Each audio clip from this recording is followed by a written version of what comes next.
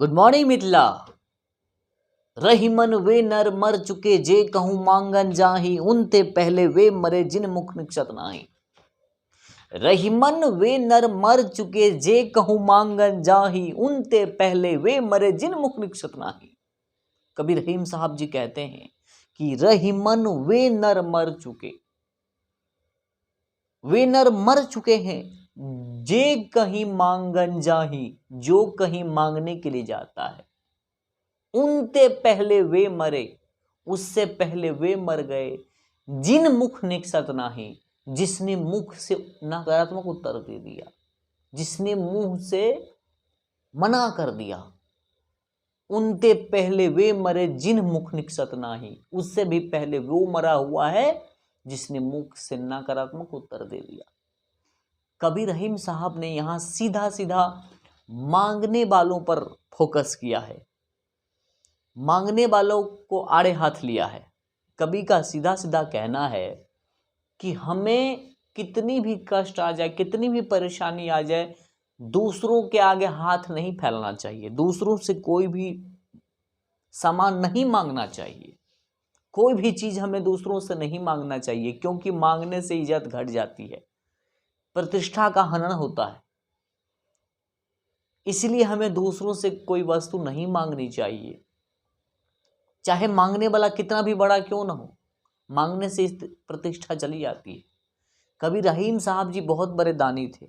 उसने अपने दरवाजे पर से किसी को खाली हाथ लौटने नहीं दिया था, इसलिए उन्हें ढेर सारी समस्याओं का सामना करना पड़ा था। कबीर के यहां कई दरिद्र, कई बेसहारा आए, लेकिन किसी को उसने वापस नहीं जाने दिया था। अपना कष्ट काट कर, अपना दुख झेल कर लोगों की मदद किया था। तो कबीर का कहना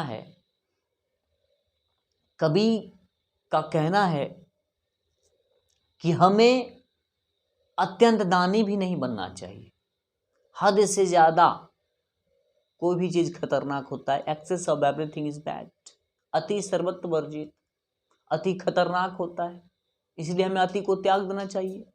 तो कबीर ने कहा है, कबीर का सीधा सीधा कहना है कि हमें किसी भी चीज, कोई भी चीज किसी से नहीं मांगना चाहिए, क्योंकि मांगने से इज्जत घट जाती है, प्रतिष्ठा चली जाती है, चाहे मांगने वाला कितना भी बड़ा क्यों न हो। स्पष्ट कवि कह रहे हैं, रही मन वे नर मर चुके, यानी वो नर मर चुका, वो नर मर गया जे कहूं मांगन जाए, जो कहीं मांगने के लिए जाता है।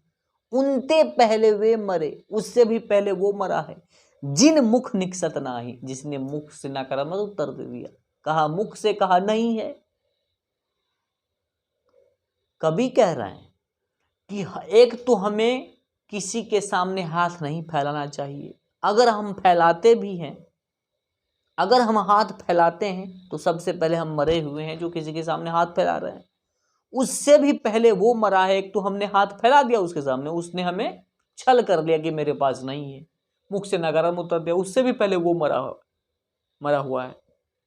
इसीलिए कभी कह रहे हैं कि हमें किसी के आगे हाथ नहीं फैलाना चाहिए, क्योंकि किसी से कोई चीज मांगने से आपकी इज्जत प्रतिष्ठा हनन होता है। इसीलिए हमें किसी से कोई सामान नहीं मांगना चाहिए, कोई वस्तु नहीं मांगना चाहिए। हाँ, अधिक जरूरी है तब आप मांग सकते हैं।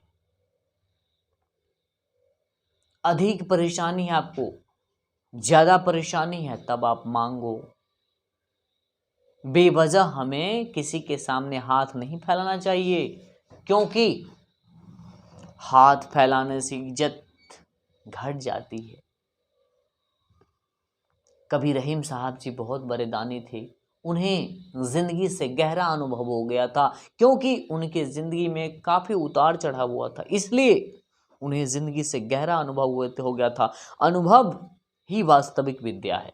हमें दुनिया में अनुभव को देखना चाहिए, अनुभव प्राप्त करना चाहिए, और अनुभव से जो शिक्षा मिलती है वो दुनिया के किसी विद्यालय में नहीं सिखाया जाता है। अनुभव ही वास्तविक विद्या है। और अपने अनुभव को दूसरों के साथ साझा करना चाहिए, शेयर करना चाहिए, जिससे दूसरे लोग भी आपके अनुभव को समझें और उस पर अनुभव करें, उस पर विचार करें, गौर करें